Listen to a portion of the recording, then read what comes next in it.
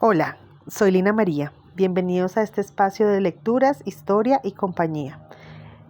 Gracias por seguirme, por darle me gusta a este video y por compartirlo para que nuevas personas también disfruten de este libro.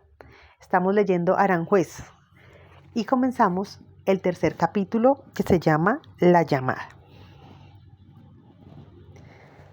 El sonido del teléfono me despertó a las 7:34 am. Entré dormido, observé el nombre de mi hermano en la pantalla y me levanté de un salto. Él rara vez me llama, y menos a esa hora, lo que indicaba que había ocurrido algo grave en la casa de mis padres. Al contestarle, me encontré con su gélida voz de siempre, imperturbable. Me dijo: a mi papá le dio un infarto. Estamos saliendo para urgencias. Me quedé callado un segundo por la impresión, al cabo del cual intenté decirle que ya salía para la casa de ellos, ubicada a 2 cuadras de la mía, pero él me cortó tajando. No hay tiempo, ya estamos saliendo, vaya a las urgencias de Córdoba y allá nos vemos. Cuando le iba a preguntar por el estado de mi papá, colgó. Me paré de golpe, me eché agua en la cara y me vestí con la ropa del día anterior que había dejado tirada al pie de la cama. Encendí un cigarrillo y cogí las llaves de la moto antes de salir atribulado, con la noticia palpitándome aún en los oídos. Cuando llegué al hospital me encontré a mi mamá en la sala de espera hecha un manojo de nervios. La abracé y entre llanto y llanto me dijo: Reinaldo está muy mal. No era la primera vez que me encontraba con mi madre en una sala de espera de un hospital. Hacía más de 3 años que mi papá había iniciado la espiral horrenda de la demencia que se lo estaba tragando. Empezó con pequeños olvidos, casi parecían descuidos. Al manejar no recordaba para dónde iba y se quedaba horas dando vueltas por la ciudad sin saber a dónde dirigirse. Después fueron extravíos de los recados que nos dejaban al teléfono o de los quehaceres diarios, hasta que un día de la madre, en que nos fuimos los 4 miembros de la familia a almorzar a Las Palmas, él iba manejando y de repente frenó en seco entre 2 carriles y después de 10 segundos que parecieron horas se quedó lelo mirando al frente y nos dijo: yo creo que se me olvidó manejar. La alerta cundió. Mi hermano, mi mamá y yo nos miramos desconcertados sin saber qué decir. Ante el aturdimiento me bajé del carro y le dije: venga, Rey, yo manejo, que usted lo que está es cansado. Él se dejó llevar mansamente a la silla trasera con la mirada perdida.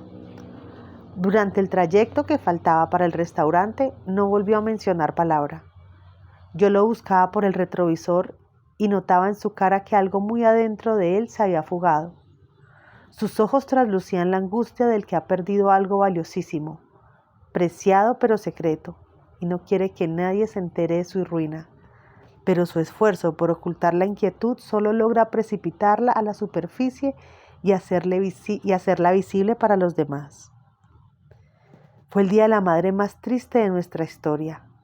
Los 4 compartiendo una mesa llena de soledades, cada uno cavilando por su lado sobre lo que estaba pasando e intentando desviar la atención con temas vanos y dispersos en el discurso. Hablamos de cualquier cosa con tal de tapar con palabras la realidad que se nos había hecho palpable de golpe. Desde ese día en adelante todo fue debacle. Mi padre cada vez estaba más desacertado. No volvió a manejar, un oficio que había ejercido por más de 50 años, y la falta de actividad aceleraba su deterioro. Un hombre como él, que había empezado a trabajar a los 7 años sin detenerse nunca, porque fue de esa generación de hombres bravíos de campo que aprendieron solo a trabajar como mulas sin descanso desde chiquitos, sin vacaciones y sin conseguir nunca más allá del sustento diario. Hombres que nunca se quejaron y que encontraron en el trabajo rudo su sostén y hasta su diversión, a los cuales este país goza produciendo, porque sabe que con ellos tiene garantizado el trabajo bruto y barato.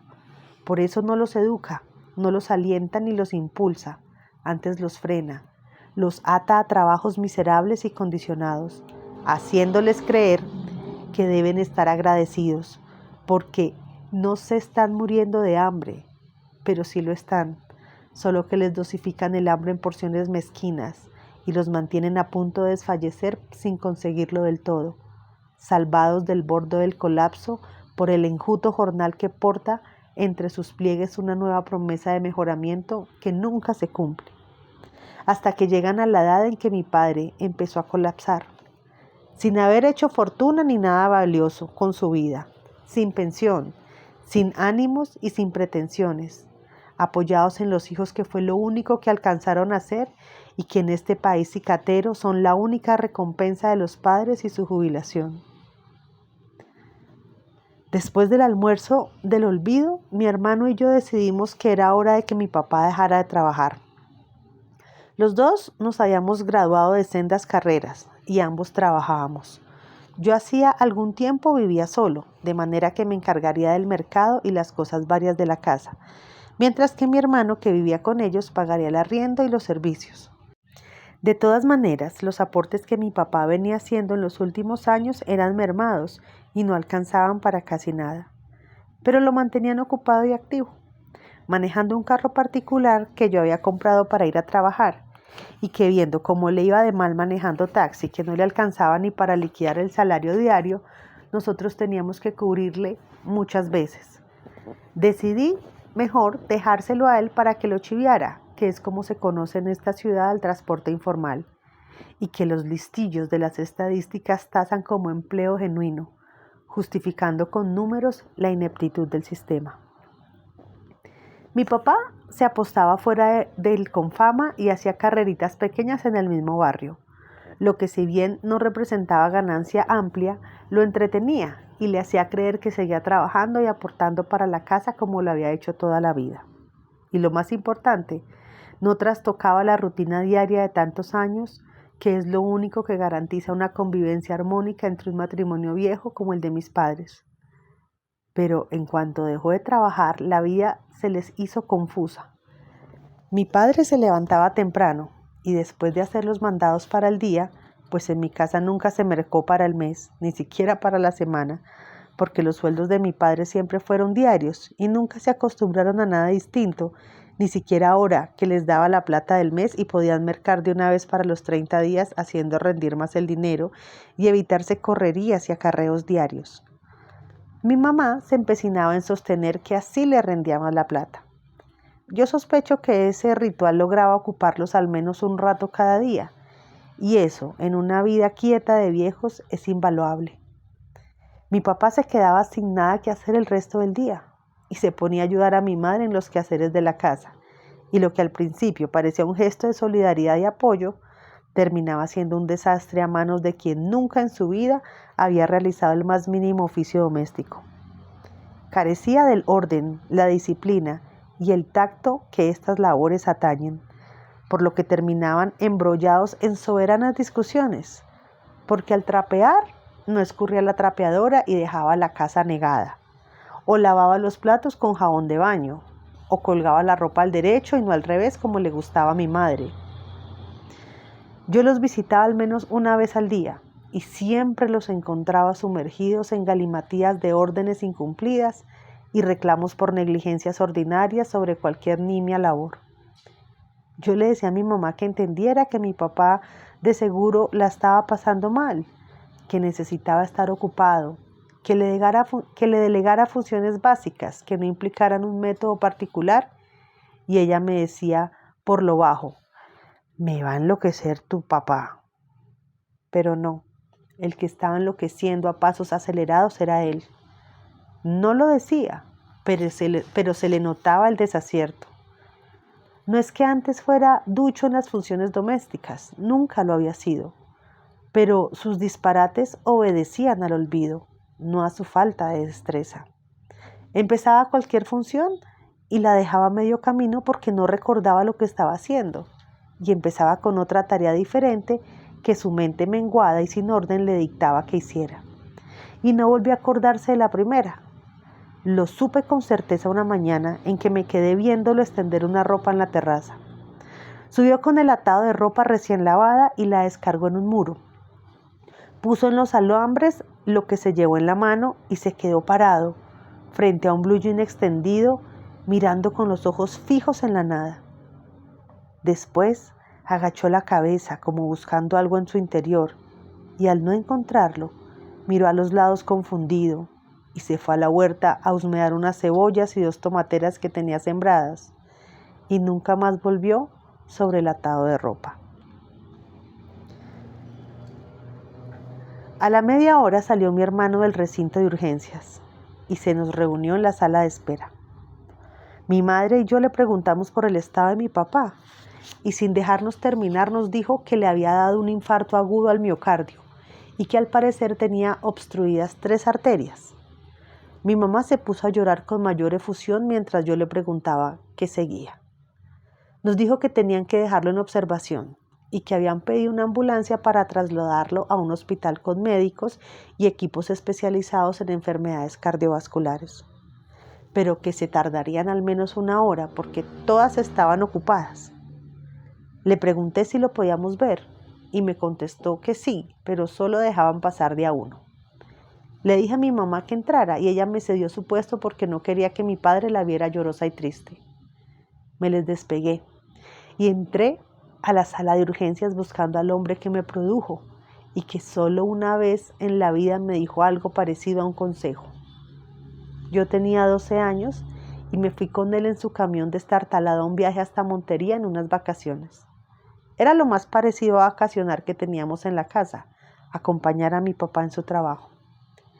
Íbamos hasta una hacienda en la costa, cargábamos ganado en el camión y nos devolvíamos de inmediato. Era una excursión de un día para otro, pero para un muchacho inquieto y encantado con la calle como yo, en esa época parecía un viaje de meses. Salimos de Medellín y todo el camino me debatí entre el mareo y el aburrimiento. Llegando a Barbosa habíamos agotado los temas entre un padre serio y austero en el trato y un hijo tímido y callado. Repasamos los tópicos del colegio, los amigos y los deberes de ser una buena persona y salir adelante, que era siempre la manera en que mi padre cerraba las conversaciones. Pero esa vez, al acercarnos a la loma del Hatillo, se volteó y me dijo señalando lo que parecían las ruinas de una fábrica: en ese sitio trabajó su abuelo durante 30 años. Esa frase dicha por llenar el silencio incómodo, no sé por qué impulso raro permitió que se le soltara la lengua y empezó a contarme de su infancia en Hoyo Rico, una vereda de Santa Rosa de Osos, que yo conocía bien ya que cada diciembre nos llevaban donde la abuela, que aún vivía allí, a comer natilla fría y arepas de chocolo gordas y heladas, que terminé detestando porque ella nos obligaba a comerlas, so pena de no darnos comida de verdad si no aceptábamos esas porquerías. Me contó esa historia que relaté antes sobre cómo había abandonado la escuela a los 7 años, sin saber leer ni escribir bien, porque se cansó de que la maestra le pegara con una regla de madera en las manos ante la mínima indisciplina o la menor rebeldía. Y su padre, después de usarlo, le dijo que si no iba a estudiar, tendría que trabajar. Y eso hizo, desde el día siguiente y para siempre, en su vida. Empezó arreando leña, el único trabajo que podía hacer un niño de 7 años en un pobladito como el suyo. Se levantaba a las 4 de la mañana y se internaba en el monte para juntar palos y chamizos hasta volverlos un atado. Cuando juntaba 4 atados, que era todo lo que podía cargar, salía y los llevaba hasta su casa y repetía la operación 3 veces hasta tener 12 atados, de los cuales vendía la mitad y dejaba la otra mitad para el consumo diario en su casa. Y por las tardes lidiaba marranos en el chiquero familiar y atendía la huerta de la casa. En esas bregas estuvo 1 año largo hasta que un médico de Medellín consiguió una finca cerca de Hoyo Rico y anunció que necesitaba trabajadores. Mi padre fue de los primeros en ser seleccionados por su energía y pujanza. Empezó siendo peón y en 5 años llegó a ser el mayordomo de la finca, con escasos 13 años. En ese tiempo aprendió a lidiar otros animales, a plantar y recoger cosechas y a sortear trabajadores díscolos y mortaraces. Incluso creó una especie de incubadora para criar unos polluelos a quienes se les murió la madre. se inventó un artilugio con el motor de una licuadora descompuesta que diera vuelta a los huevos y les puso un par de bombillos alrededor que los calentara y logró sacar las crías. El aparato hacía años estaba inventado, pero él no lo sabía. Es decir, que a su manera fue pionero de tamaña tecnología. Me lo contó sonriendo y sin aspavientos, como todo lo que él decía. Él de verdad solo se enorgullecía de haber trabajado sin descanso todos los días de su vida y de la mujer y los hijos que tenía. Su destino parecía ligado a las fincas y a la vida de campo, hasta que su labor incrementó la producción de la finca al punto de que las cosechas sobrepasaron la capacidad de las mulas cargueras e hicieron necesaria la contratación de un camión de los llamados 3,5 para transportar las cosechas hasta el pueblo. Cuando mi padre vio arribar el vehículo a la hacienda, la cabeza le voló en 1000 pedazos. Se quedó extasiado, contemplando su desplazamiento. Nunca nada lo había arrebatado de tal manera, ni el trabajo, ni un buen animal, ni siquiera las mujeres, que a la edad que tenía es lo que a todos los hombres nos trastorna el juicio. Cuando el conductor se apeó, mi padre casi lo atropella con la pregunta en vilo: ¿me puede dar una vuelta en ese carro? El hombre, al verlo tan entusiasmado, le inquirió por el mayordomo. Mi papá le respondió que era él mismo, y el hombre, sin creerle, desconfiado de su aspecto juvenil, le dijo que no jodiera, que venía a recoger la cosecha.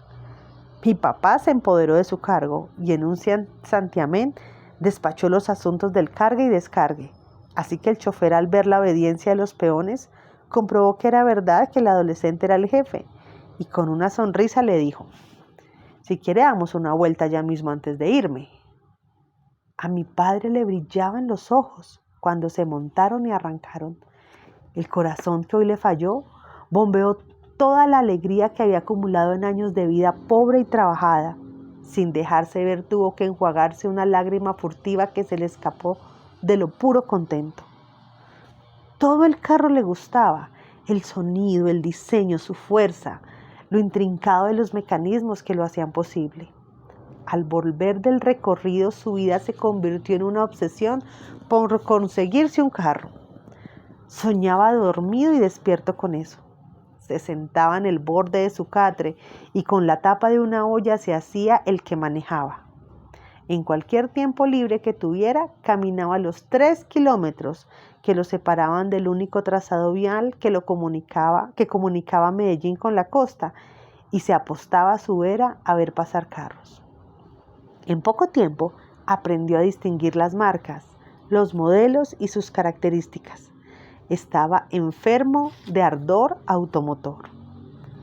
La vida, que es tan perra a veces, se conmueve con los deseos auténticos y pone al deseoso en la vía de su destino, valiéndose de tretas calculadas y precisas que los más optimistas llaman casualidades y que no son más que la manera con que ésta condena al ser humano a morir por sus deseos.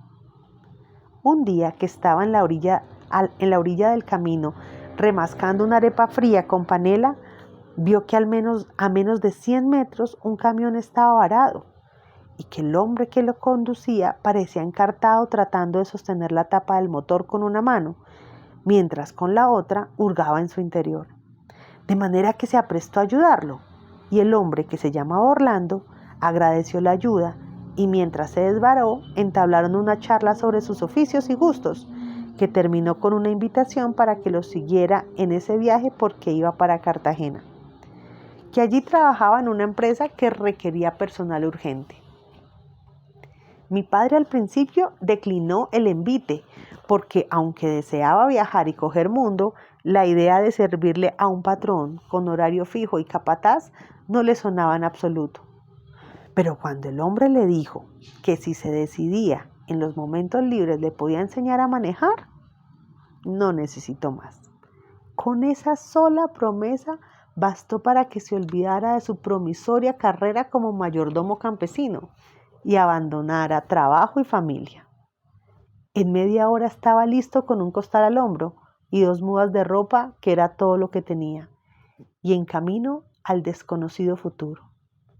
Me contó ese día en el carro cuando pasábamos por los llanos de Cuiba, que esa lejana tarde, mientras atravesaban esos mismos paisajes, iba sonriendo. En Cartagena estuvo 3 años, trabajando todos los días de sol a sol, cargando barriles de concreto pesadísimos para la construcción de una presa por un salario mínimo. Pero en las madrugadas y en las noches, de vez en cuando, el hombre que lo encaminó a su destino le hacía el favor de entrenarlo en el manejo de volquetas. Fue trabajoso, porque a Orlando le implicaba levantarse súper temprano y acostarse muy tarde, por lo que muchas veces se hacía el bobo. Pero finalmente cumplió su promesa y le proporcionó a mi padre 13 clases, después de las cuales le dijo entre risas: Rey, usted ya se defiende con los carros, ahora le toca arriarse el bulto solo. Siga practicando cuando y donde pueda y déjeme dormir.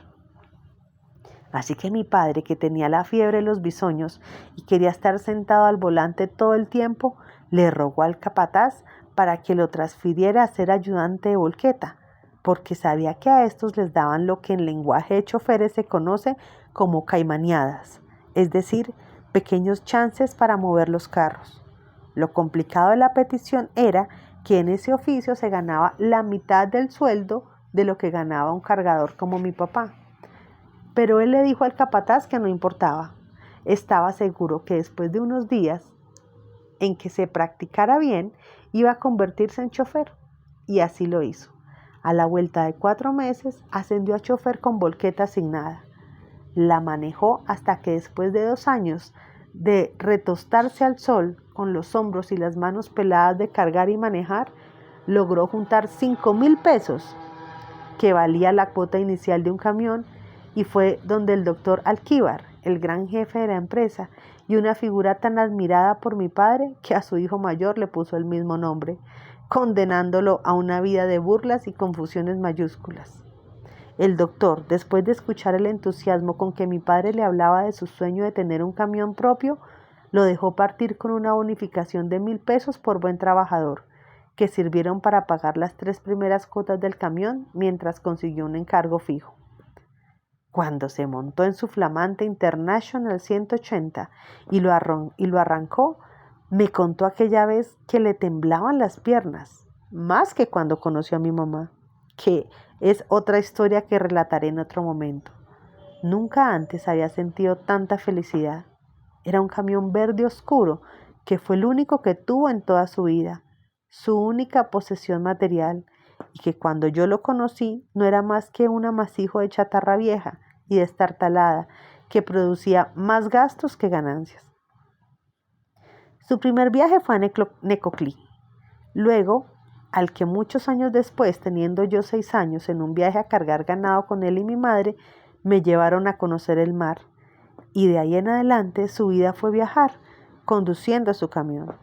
Todo lo que había soñado se le estaba haciendo realidad, y aquel día de nuestra charla me decía que era un hombre afortunado, porque gracias a su carro, en un viaje a Ituango había conocido a mi mamá, con la cual nos había tenido a nosotros, que éramos su mayor alegría en la vida.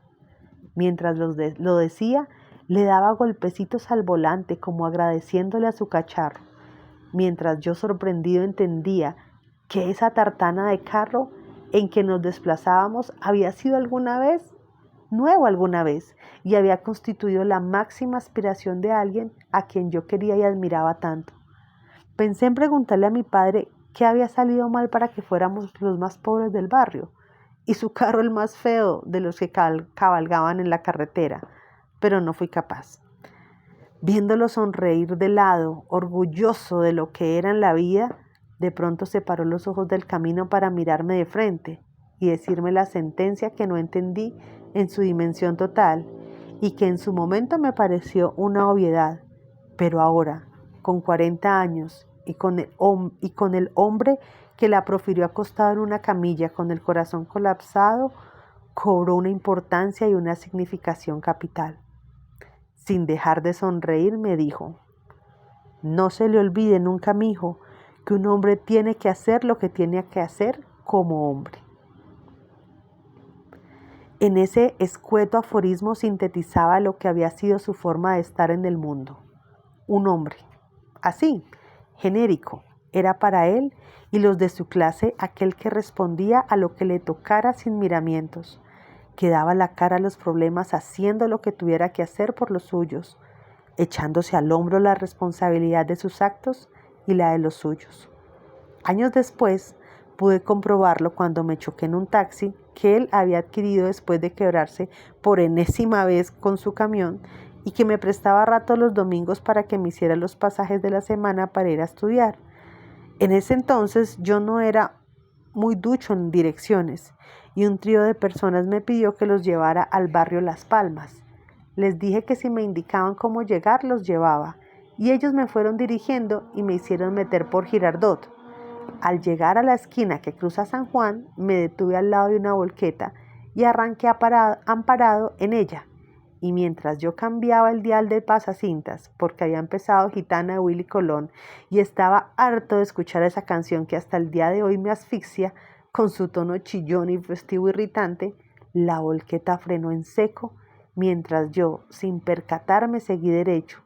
Lo próximo que recuerdo es el estruendo de la embestida de otro taxi que me arrojó contra una casa, la que terminó por destruir con el impacto el lado del carro que no se había estropeado con el choque del taxi. El resto fue confusión y sangre, gritos de gente herida que salía trastabillando del carro y yo apresionado por el volante contra mi pecho. Como pude me zafé y sin saber qué hacer corrí hasta una casa en donde una pareja de señores se asomaban a contemplar lo que había pasado y les pedí prestado el teléfono. Mi padre acudió en 20 minutos y se hizo cargo de todo, echándose la culpa del accidente cuando fue interrogado por el hospital de tránsito. Sin embargo, uno de los pasajeros delató el timo y le dijo al interrogador que ese señor no era el chofer, sino que era yo, y me señaló. Mi padre, sin inmutarse un ápice, le dijo al oficial con calma: sí, señor, así fue. Pero ese muchacho es el hijo mío y nadie me lo toca. Si quieren, háganme a mí lo que quieran, pero a él lo dejan quieto. Yo les pago con la poca plata que tengo los daños hasta donde me alcance y les voy pagando el resto a cuotas o me cobran todo con cárcel. Pero con mi hijo nada. Si no les parece, díganme a ver cómo hacemos, porque más fácil me hago matar que dejar que alguno de ustedes le toque un pelo a mi muchacho.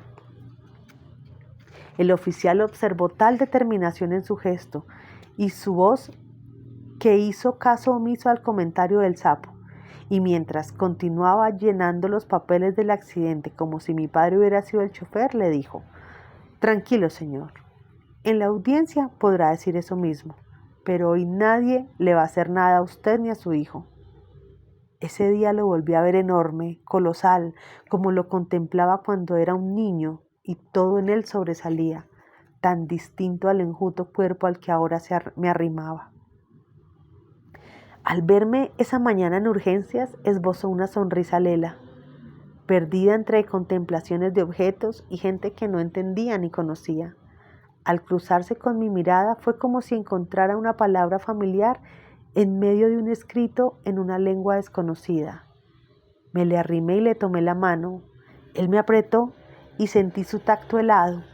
Le froté la mano entre las mías buscando darle calor y me dijo: mijo, ¿por qué estamos aquí? ¿Esto es la casa de quién?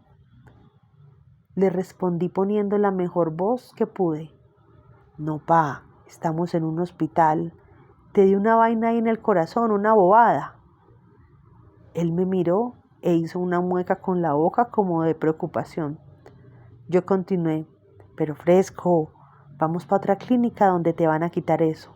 Vas a estar en una pieza sola y en una cama buena. Él me dijo: no, mijo, vámonos ya para la casa. Le expliqué que no se podía y que lo mejor era aguantar tranquilos. No volvió a hablarme hasta pasado un par de minutos, cuando volvió a preguntarme: mijo, ¿dónde es que estamos? No pude responder nada. Me quedé mirándolo, viendo cómo su mirada se perdía en un limbo de incomprensiones y desvaríos. Nadie está preparado para ver enloquecer a su padre. No puedo contemplar su locura sin enloquecer yo un poco. Pero mi locura es de rabia, de dolor y de impotencia, y esa mezcla engendra amarguras que no logro conjurar. Quisiera partirme el cuerpo y dejarle un pedazo que le ayude a cargar sus dolencias, que le repare sus daños. ¿Para qué habitar un cuerpo estable cuando no sirve que soporte para los cuerpos de los que amamos? Quisiera ensanchar mi mente para que quepan sus recuerdos junto a los míos y así él no se pierda. No lo sabe y nunca lo sabrá, pero su locura me está enloqueciendo de impotencia. No es algo que se elabore, es elemental, casi telúrico, que me lleva a pensar imposibilidades para embolatar la angustia. Pienso en sus amigos que murieron sin perderse en sus propios olvidos, como Wenceslao, o si él pudiera decidir si quisiera haberse muerto con una cabeza intacta o llegar a este punto. Nunca lo sabré porque no se lo pregunté y ya no puedo hacerlo porque no tiene con qué responderme. Es extraño cómo necesité tenerlo a las puertas de la muerte para darme cuenta de que debí preocuparme por saber cómo hubiera preferido morir. Nunca nos damos cuenta de las cosas importantes hasta que dejan de serlo. Ya que me puede importar el cómo cuando me urge el cuándo. Y solo quisiera que al final de sus ojos le llegara un mínimo destello de los míos que le hicieran saber cuánto lo quiero. Por eso me le acerco y sin decirle nada pongo mi frente encima de la suya. Muy bien, así terminamos el tercer capítulo de Aranjuez. Gracias por escucharme, gracias por darle me gusta y compartir este video. Hasta la próxima.